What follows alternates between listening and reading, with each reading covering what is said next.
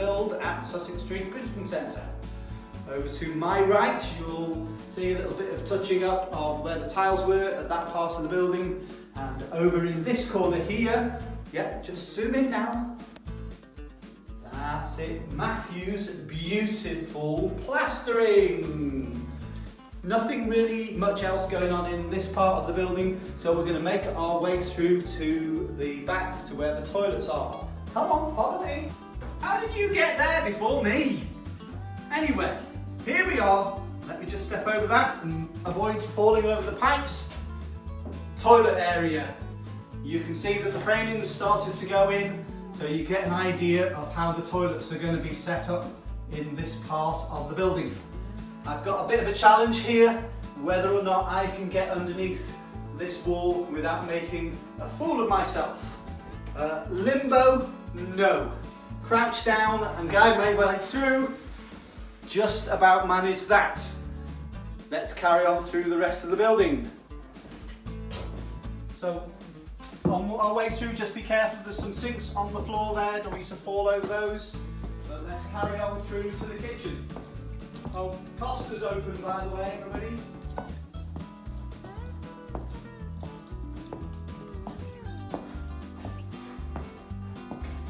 Yes, hurry up, come on.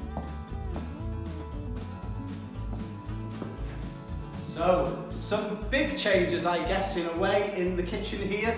You can see on the wall across there, particularly over in that corner, the plaster has been taken off the wall.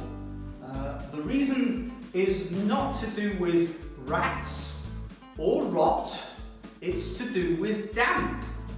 So we've had to take all of that section of plaster off in the hope that it will start to dry the wall out.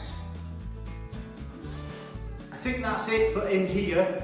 I am going to show you a little bit of outside for today, just to give you an idea of some of the other things that we need to do to sort out the damp problem. So, here we are in the backyard. Some of you might not have... Oh, were you looking at the bricks, were you? Very beautiful bricks. Anyway, why don't you have a quick look round the yard?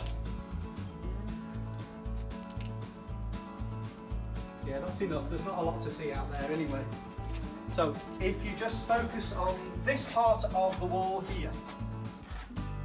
I mentioned inside that there was... I'll let the pigeons go. There we are. They're not racing pigeons, by the way. They just come back to the same place. Right, where was I? Oh yes, the floor. Apparently the rendering shouldn't be touching the floor. So we've been in conversation with the listed buildings people, and we're waiting for them to come back to us to see if we can take some of the rendering off the bottom of the building to try and prevent the damp from coming up the outside of the building. We've mentioned quite a few things today that have perhaps not been within our schedule. Unfortunately, that means there is going to be additional cost. So this is where we get a little bit more serious. You see, we have budgeted for a lot of the building work, but unfortunately there have been some additions.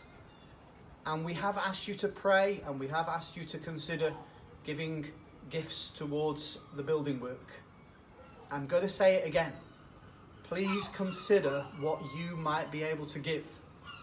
Maybe as part of your prayer time, part of your quiet time during the day, just maybe talk to God about, should you consider giving an extra gift to maybe cover some of the additional costs that we're facing with trying to set the building right. I know it's not part of the building work that we thought we were going to do, but clearly some of these things are aspects of our responsibility to the church building, that we need to do these repairs and make sure that the church stays in good order. So if you can, please consider getting in touch with us, finding out our details, and then making some sort of contribution to the work that we need to complete to get our building up to scratch.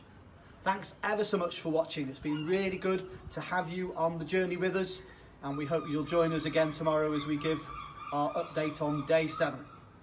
Thanks a lot, and bye for now.